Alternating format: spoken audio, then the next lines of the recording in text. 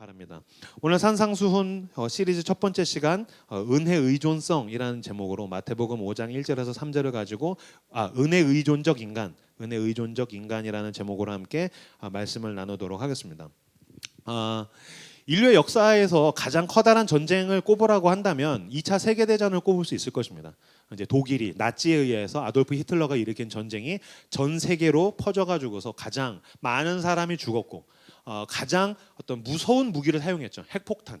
가장 무서운 무기를 사용했고 가장 많은 사람들이 죽었던 가장 어떤 커다란 전쟁이라고 이야기할 수 있을 것입니다.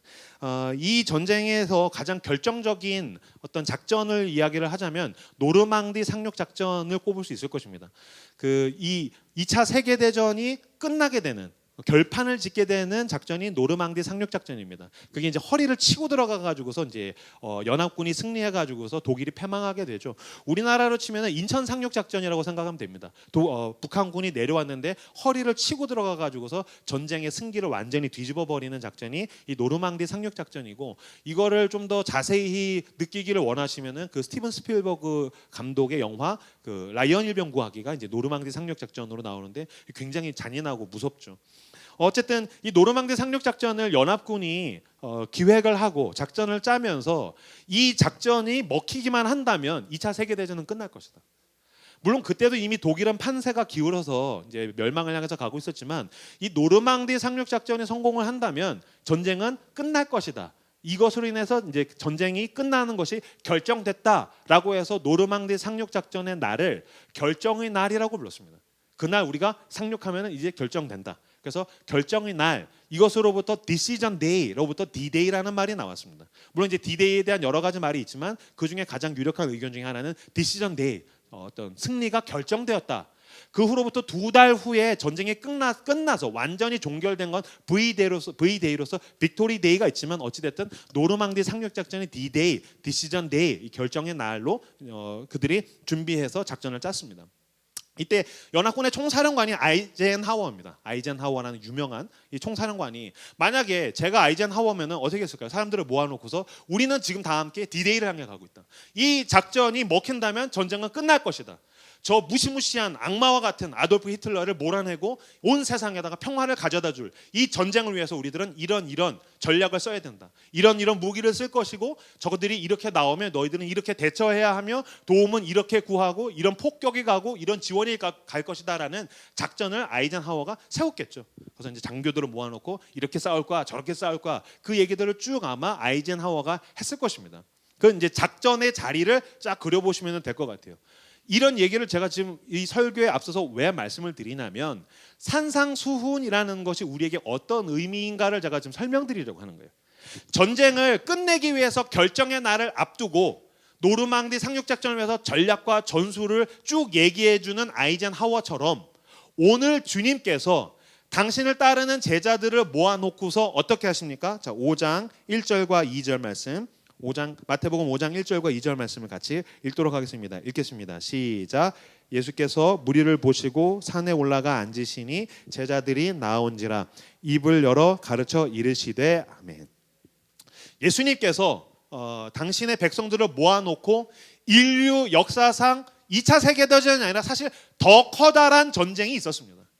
인류의 역사상 가장 많은 사람을 죽였고 가장 많은 파괴력을 가지고 있었으며 그 적을 누구도 이길 수 없었는데 그 전쟁을 종결하려고 오신 분이 누구십니까? 하나님의 아들 예수 그리스도입니다.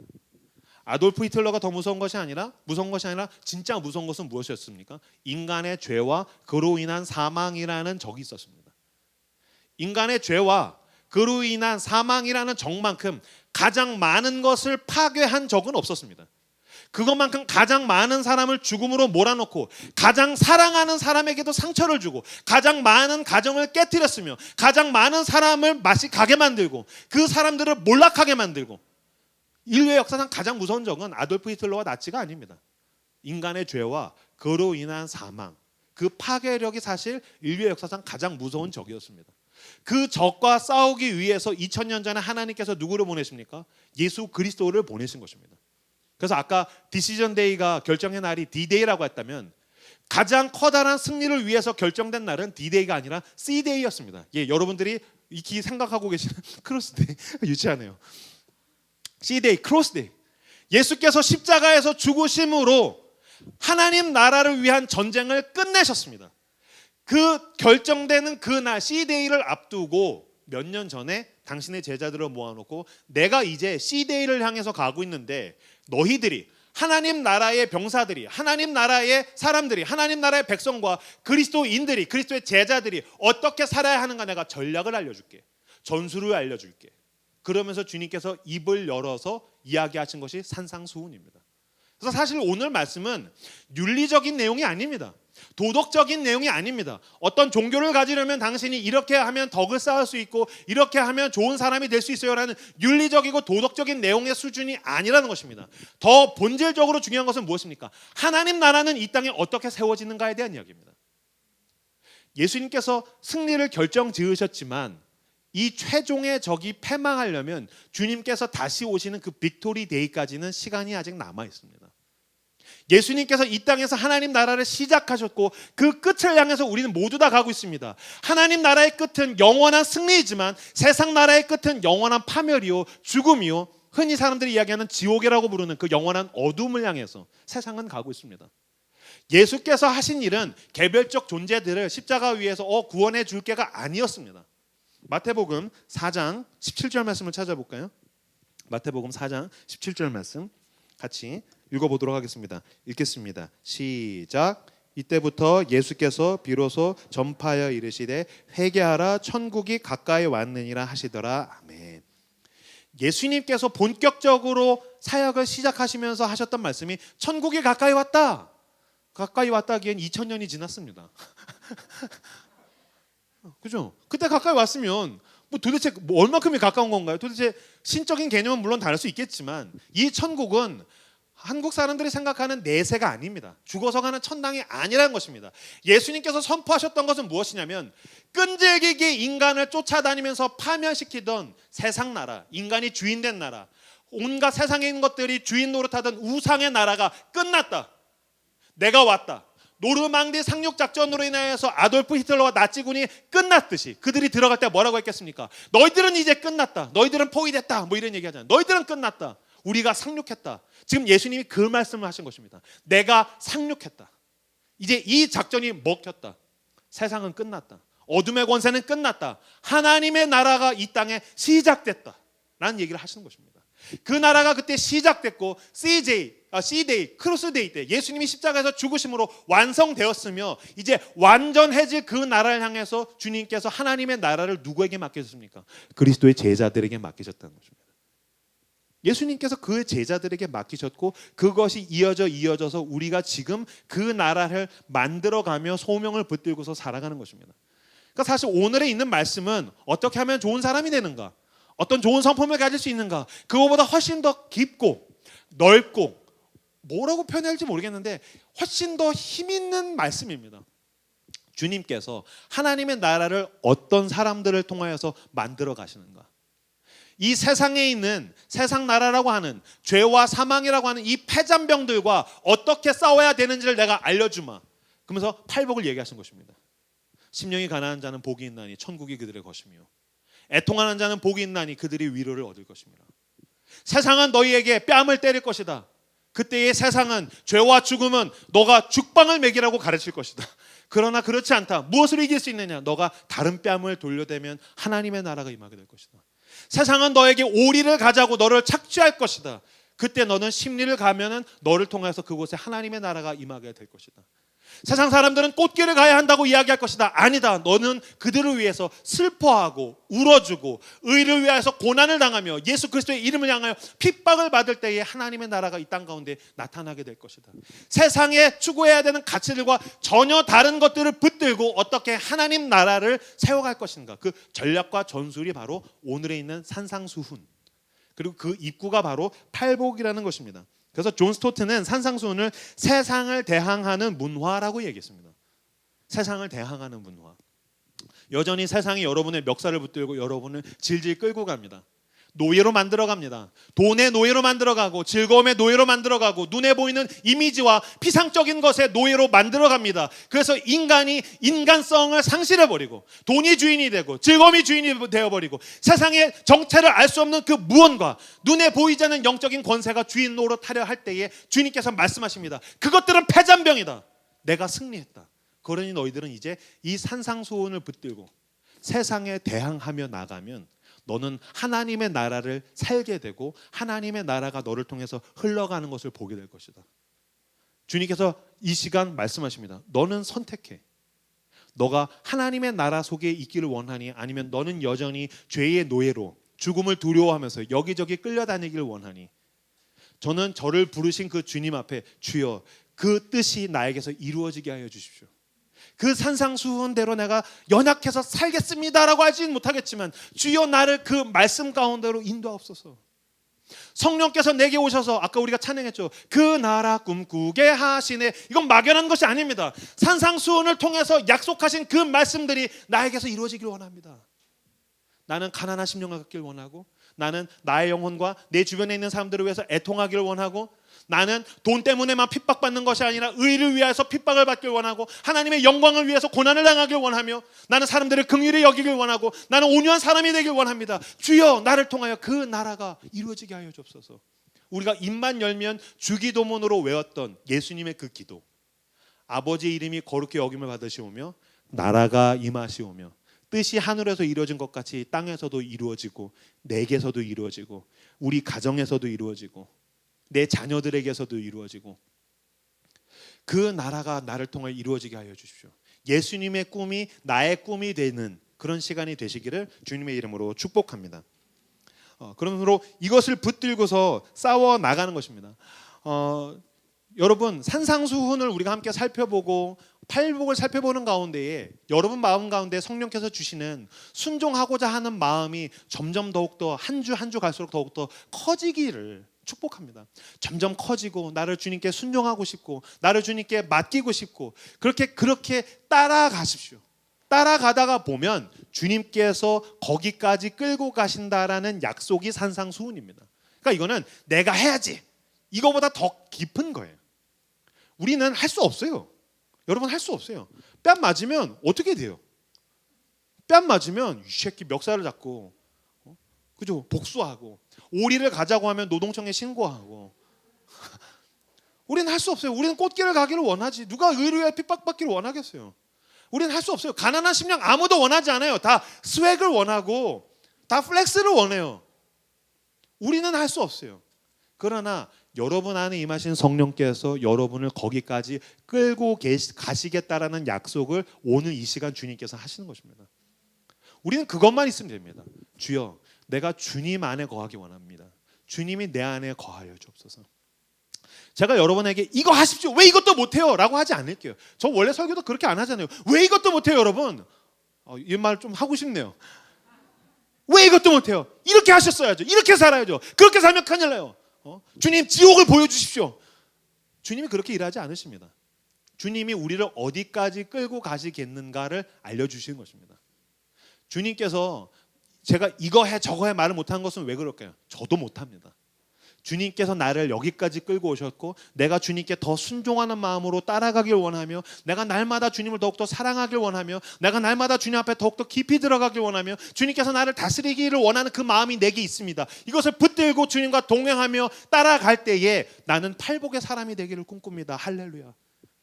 내가 그 순종의 마음을 가지고 주님을 사랑하며 따라갈 때 나는 그 산상수훈을 향해 더욱더 가까워지며 하나님 나라의 사람이 되기를 원합니다. 할렐루야. 여러분도 그런 사람이 되시기를 주님의 이름으로 축복합니다. 그럴 때에 오늘의 본문이 바로 그 첫 번째 입구입니다. 그래서 이게 중요한 것입니다. 3절 말씀 같이 읽겠습니다. 3절 말씀 같이 읽겠습니다. 시작. 심령이 가난한 자는 복이 있나니 천국이 그들의 것이며 아멘. 산상수훈을 향해서 갈 때에 하나님 나라는 어떤 사람을 통해서 이루어지는가? 이미 주님께서 이루셨지만 그 나라가 완전해지기를 꿈꾸며 이 땅에 죄와 죽음과 파괴된 나라를 회복하며 나아가는 하나님 나라의 사람은 먼저 어떠한 자세가 필요한가, 어떤 마음이 필요한가, 그 사람들은 어떤 사람인가라고 했었을 때 이 첫 번째는 이것입니다. 심령이 가난한 자는 복이 있나니 천국이 그들의 것이다. 누가 하나님 나라를 갖는가? 누가 하나님 나라를 확장하는가? 누가 하나님 나라의 사람인가라고 그랬을 때 첫 번째는 심령이 가난한 사람이랍니다. 심령이 가난한 사람. 여기서 참 이해할 수가 없죠. 가난한 게 복이라니. 하나님의 복이, 주님의 복이 얼마나 가치관이 세상과 다른가를 보여주는데, 헬라어에서 이 마태복음은 헬라어, 그리스말로 표현됐거든요. 쓰여졌거든요. 이때 가난하다라는 말이 헬라어에는 두 가지 말이 기본적으로 있습니다. 첫 번째, 가난 그랬을 때 헬라어로 페네스라는 말이 있습니다. 페네스는 뭐냐면요, 상대적인 가난이라고 표현할 수 있을 것입니다. 상대적인 가난. 그러니까 이거는 어떤 죽을 만큼 가난한 건 아니에요. 그냥 괴로울 정도의 가난. 누군가를 보면서 난 가난해, 좀 힘들고 돈에 치이고 마음에 드는 거를 이렇게 소유하지 못하고, 난 소고기 먹고 싶은데 돼지고기 먹고 뭐 그런 거죠. 상대적인 가난.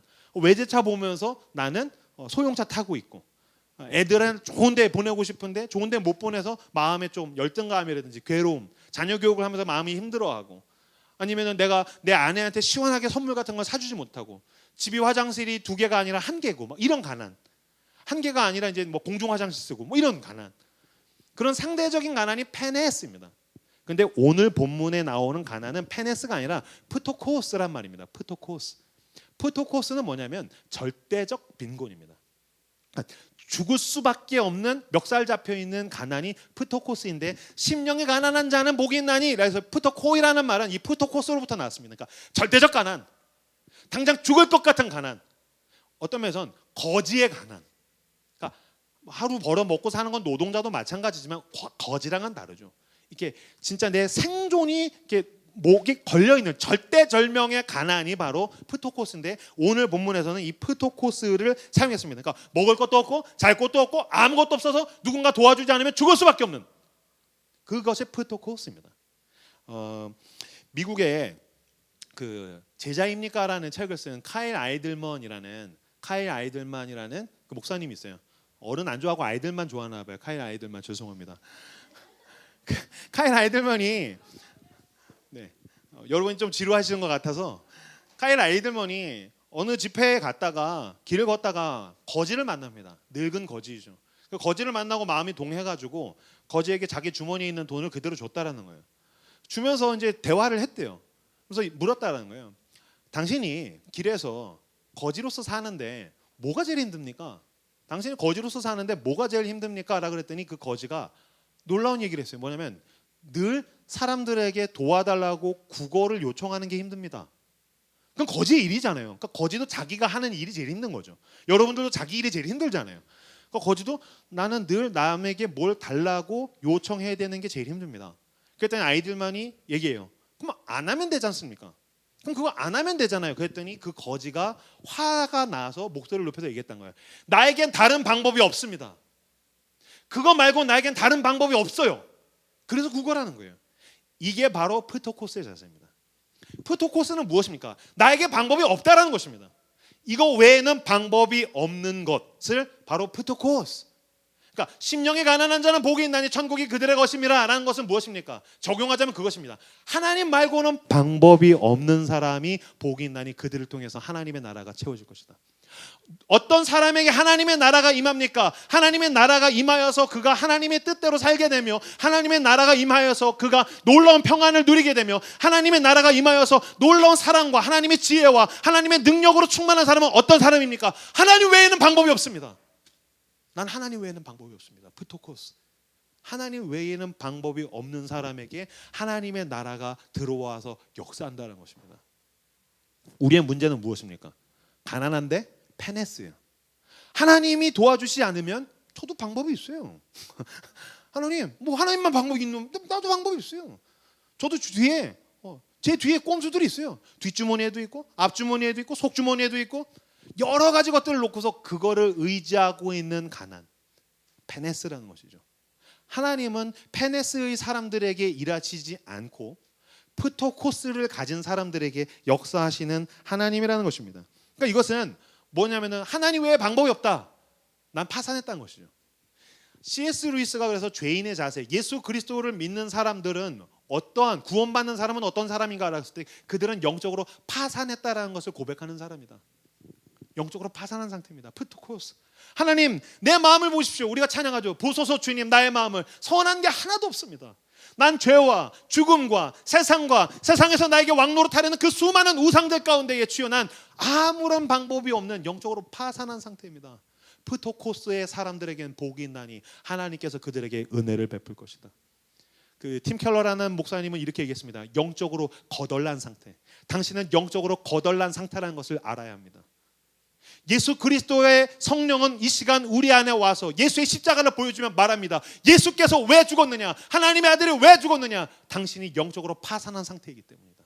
당신이 죽었어야 할 그 십자가에 예수께서 대신 죽었다. 그러니 이제는 회개하고 하나님 나라 가운데에 마음을 열고 프토코스, 난 영적으로 거덜난 존재입니다.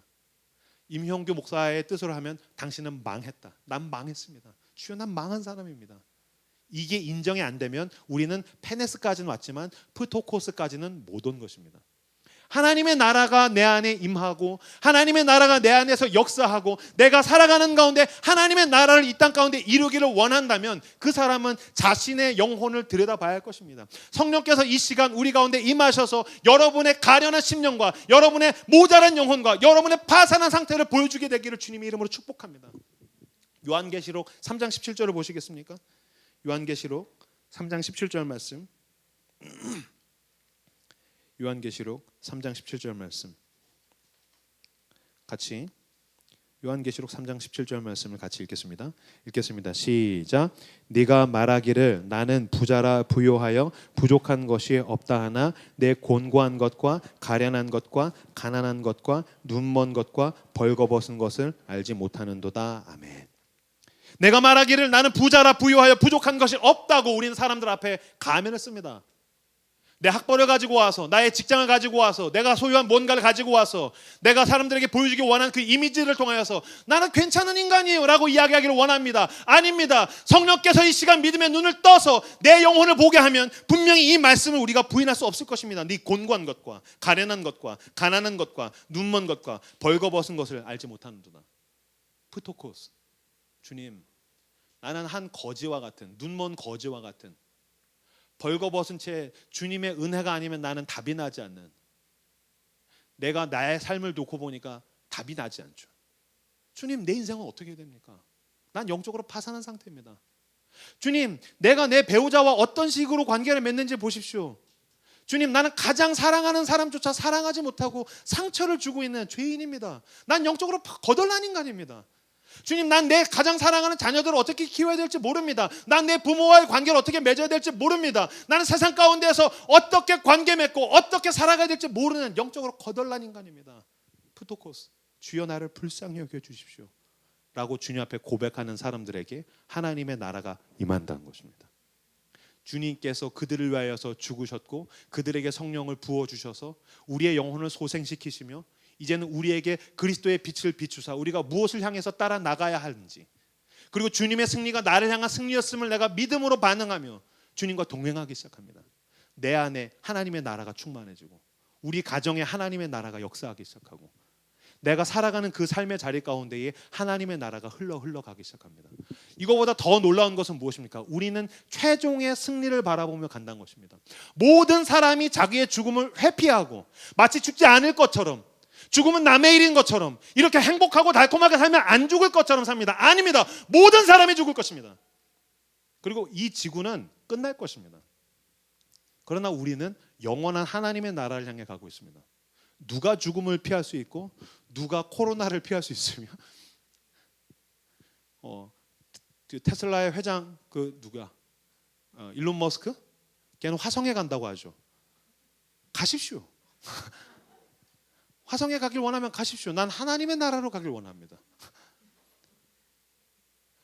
주님, 나는 영적으로 거덜났습니다. 주여 화성으로 나를 인도하지 마시고 나를 하나님의 나라로 인도하여 주옵소서.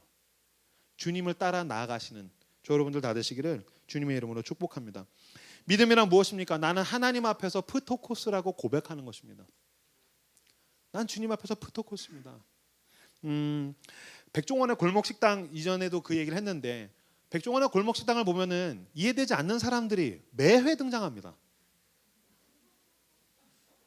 모든 시청자가 이해할 수 없는 인간이 등장합니다. 어쩌면 그가 자기 스스로를 이해할지 모르겠습니다. 어떤 면에서 그들이 자기의 방송을 보면서 힐링을 얻고 회개하는 것 같아요. 우린 다를까요? 제가 지금 무슨 말 하는지 아시죠?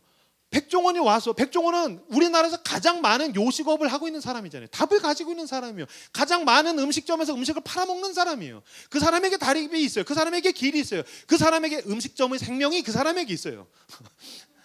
영원한 생명은 그리스도에게 있지만 음식점의 생명은 백종원에게 있겠죠. 그럼 와가지고 솔루션을 주는데 받아들이지를 못해요. 순종하지를 못해요. 따라가지를 못해요. 백종원이 얘기하면 기분 나빠요. 백종원이 얘기하면 막 꿍 하고 있어요. 왜 그럴까요? 프토코스라는 걸 인정 못하는 거예요. 난 내 음식점을 경영할 수 없는 사람이야. 그가 왔어. 그가 오셨어. 프토코스, 주여, 난 거덜난 사람입니다. 백종원 앞에 고백해야죠. 난 프토코스입니다. 심령이 가난한 자는 복이 있나니 그를 통해서 프랜차이즈의 역사가 일어날 것이다. 프토코스라는 인정이 안 되는 거예요. 그 앞에서 자존심을 붙들고 페네스 정도만 가는 거예요. 그게 페네스의 사람들의 재앙일 것입니다. 여러분, 이 시간 성령 안에서 여러분의 영혼과 여러분의 삶이 보이길 원합니다. 하나님 앞에서 페네스로, 왜 완전 떨어진 놈보다 더 불쌍한 놈은 덜 떨어진 놈이라면서요. 낭떠러지에 걸려있는 놈. 그는 늘 죽어있는 거니까 차라리 빠작. 그럼 주님께서 일하실 수라도 있잖아요. 완전히 떨어져서 주님, 난 프토코스입니다. 거기서 나를 살리시는 그 은혜, 회복, 능력, 그 사랑, 그것을 경험하기 위해서 프토코스까지 나아가십시오. 프토코스라고 고백하시고 프토코스로서 회개하십시오. 그때 주님께서 나의 전 존재를 회복하시는 놀라운 은혜의 사람, 종교인이 아니라 진정한 복음의 사람, 그냥 교회 다니면서 이렇게 얼중쩡하는 거리에 있는 것이 아니라 하나님의 산에 올라 주의 음성을 들으며 천국을 소유한 사람, 하나님의 나라를 소유한 사람, 그런 사람이 다 되시기를 주님의 이름으로 축복합니다.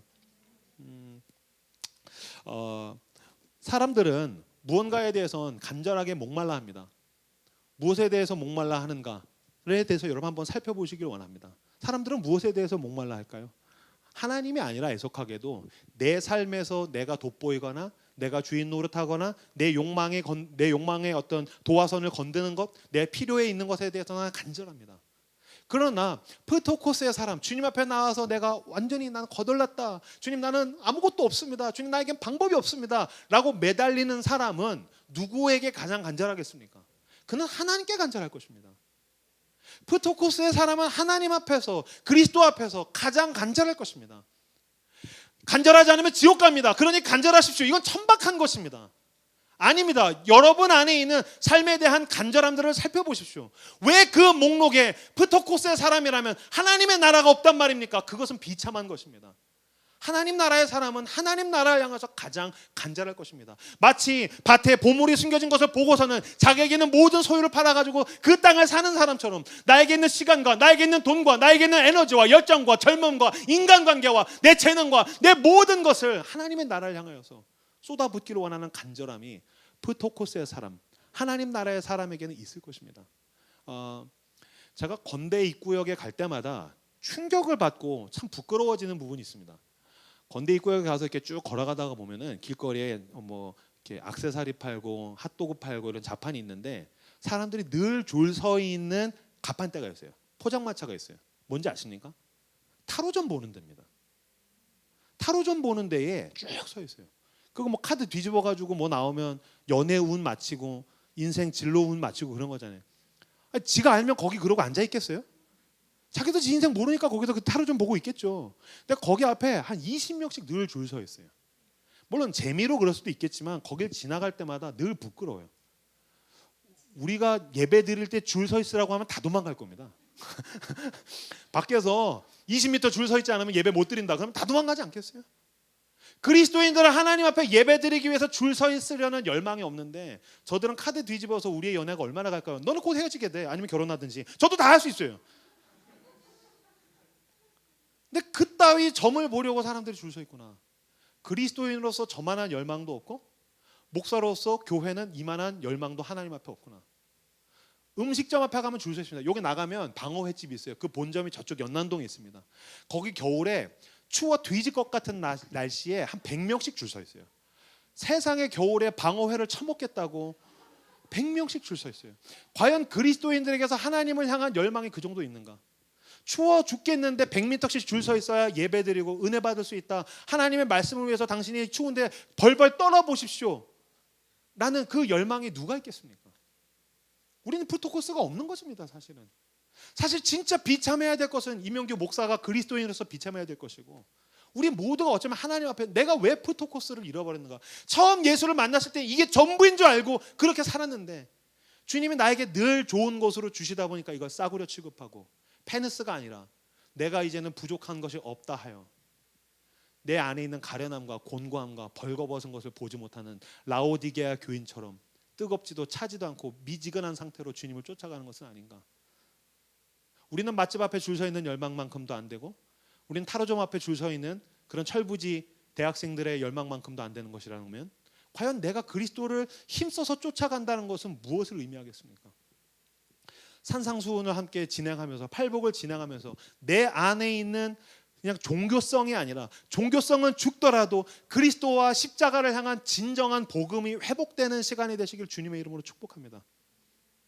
그리스도인으로서, 하나님의 사람으로서 하나님의 나라에 대한 말씀을 들려주실 때 프토코스로 반응하고 하나님의 나라가 나를 통해서 이 땅에 이루어지게 해주십시오라는 하나님 나라의 사람들로 가득한 우리 라이트하우스 교회가 되시기를 주님의 이름으로 축복합니다.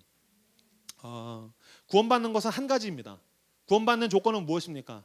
당신의 인성이나 당신의 조건이나 그 어떤 것도 따지지 않습니다. 프토코스, 은혜의 의존성. 과연 그 은혜의 의존성이 있으십니까? 저는 마가복음 하루 한 편을 하면서 은혜를 의존한다는 것, 그리고 설교 준비를 하면서 프토코스라 그랬을 때 떠오르는 사람이 있었습니다.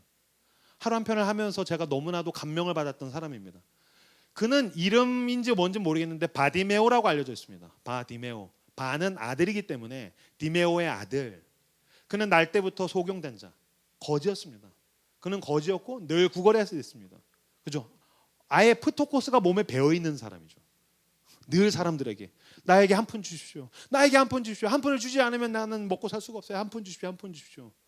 그가 거기서 늘 거지로서 사람들 앞에 구걸을 하다가 어느 날 사람들이, 대거 많은 인파들이 웅성거리면서 지나가는 소리를 듣게 되겠죠. 그는 거지라서 볼 수는 없었을 것입니다. 그러나 굉장히 뭔가 신기한 일이 우리 마을에 일어났다는 것을 알 수 있었을 것입니다. 그는 누구보다도 청각이 민감한 사람이고 거지로서 먹고 살기 위해서 늘 어떤 눈치가 빨라야 됐기 때문이죠. 누가 왔나 보다.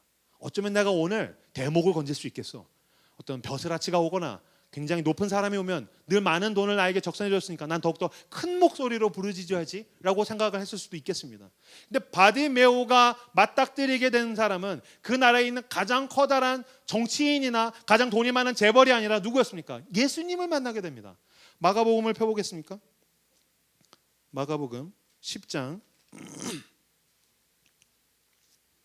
46절 47절 말씀, 46절 47절 말씀, 46, 47절 같이 읽겠습니다. 시작. 그들이 여리고에 이르렀더니 예수께서 제자들과 허다한 무리와 함께 여리고에서 나아가실 때에 디메오의 아들인 맹인 거지 바디메오가 길가에 앉았다가 나사렛 예수시란 말을 듣고 소리질러 이르되 다윗의 자손 예수여 나를 불쌍히 여기소서 하거늘. 그는 예수님이 왔다는 소문을 듣고서 예수님이 코앞에 있어서 소리를 지르는 게 아닙니다. 어디에 예수님이 있는지 모릅니다. 많은 인파들이 지나갑니다. 다윗의 자손 예수여 나를 불쌍히 여기소서. 학자들에 따르면 이 나를 불쌍히 여기소서는 프토코스의 자세를 가진 거지들의 상업적 멘트랍니다. 한 푼 주시오. 이걸 한 거예요. 한 푼 주시오. 프토코스 나를 불쌍히 여겨주십시오. 그러면 늘 사람들이 불쌍히 여겨서 동전을 던져주고 먹을 것을 주거나 필요한 것을 줬습니다. 근데 오늘 그는 지금 누구에게 얘기하고 있습니까? 다윗의 자손 예수여 나를 불쌍히 여기소서라고 이야기합니다. 부르짖습니다. 그랬더니 예수님이 반응하셨습니까? 아니요. 48절에 보면 많은 사람이 꾸짖어 잠잠하라 하되 그가 더욱 크게 소리질러 이르되 다윗의 자손이여 나를 불쌍히 여기소서 하는지라. 사람들이 너 시끄러워 가만히 있어 라고 그랬다는 거예요. 주님 나를 불쌍히 여겨주세요. 근데 사람들이 너 가만히 있어. 너 왜 이렇게 소리질러? 너 지금 중요한 분이 오셨잖아. 너 가만히 있어. 여러분 여기서 더 소리를 질렀다는 건 의아한 것입니다. 왜요? 그는 거지기 때문입니다. 예? 거지가 왜요? 거지에게 뭐가 있습니까? 거지 근성이 있습니다. 사실 거지에게 있어서 거지라는 직업보다 먹고 살기 힘든 경제적 가난보다 더 무서운 건 뭘까요? 거지 근성입니다. 거지 근성은 무엇입니까? 반발이 오면 저항하지 못하는 것입니다. 공격과 위압과 나를 찍어 누르는 힘이 오면 그는 저항할 줄 모릅니다. 저항하면 거지로서의 인생은 끝나는 것입니다. 너 가만히 있어. 아이고 예, 뭐 여부가 있겠습니까? 제 연기를 잘하죠. 이게 거지죠. 근데 너 가만히 있어. 나한테 가만히 있으라고 한 사람들은 동네 로컬이고 예수님은 게스트입니다. 손님입니다. 그럼 손님한테 한 번 벌겠다고 그 동네 로컬들을 등진단 말입니까? 아니죠. 너 가만히 있으면 예. 제가 그냥 한번 해봤어요. 근데 그는 뭐 하기 시작합니까? 저항하기 시작합니다. 더 크게 소리 질러. 더 크게 소리 질러. 여기는 뭔가 하나님의 성령이 그 가운데에서 놀라운 일을 일하신 것입니다. 그는 예수 그리스도가 왔다는 소문, 그로 인해서 내가 한 번도 가보지 못했던 길을 향해 내가 걸음을 내디딜 수 있을 거라는 신락 같은 희망 가운데 그는 그 자리에서 저항하기 시작합니다. 프토코스, 세상을 향한 페네스나 프토코스가 아니라 예수 그리스도를 향한 간절함으로 열망하며 세상을 향해 뭐 한다고요? 저항하기 시작합니다. 더 크게 소리질러 이르되 다윗의 자손 예수여 나를 불쌍히 여기소서 하는지라. 세상에다가 저항했다는 거예요. 우리는 하나님 앞에서는 하나님 좀 도와주세요. 은혜 안 주시네. 뭐 그럼 다음 주에 또 오면 되겠지. 그리고 세상에서 야, 너 넷플릭스 봤어? 프토코스. 그 넷플릭스가 빈센조가 그렇게 재밌냐? 넷플릭스 앞에 프토코스하고 너 주식해야 돼. 너 부동산 해야 돼. 너 자녀 교육하려면 이렇게 해야 돼. 너 저기로 이사 가야 돼. 여기가 학군이 좋아. 여기가 집안이 좋아. 너 결혼하려면 이렇게 해야 돼. 너 이거 해야 돼. SNS 해야 돼. 세상에서 들려오는 모든 말에는 나를 불쌍히 여기소서 하면서 프토코스 하면서 하나님 앞에서는 페네스로 사는 거예요. 아니요. 하나님 앞에 내가 주님 앞에 프토코스 하는 사람은 세상을 향해 뭐 하기 시작합니까? 저항하기 시작하더라. 니네가 뭔데? 됐어. 주님 나를 불쌍히 여기십시오. 그래서 예수님께서 그 프토코스의 사람을 불러내시죠. 49절 50절 말씀, 49절 50절 말씀 같이 읽겠습니다. 시작.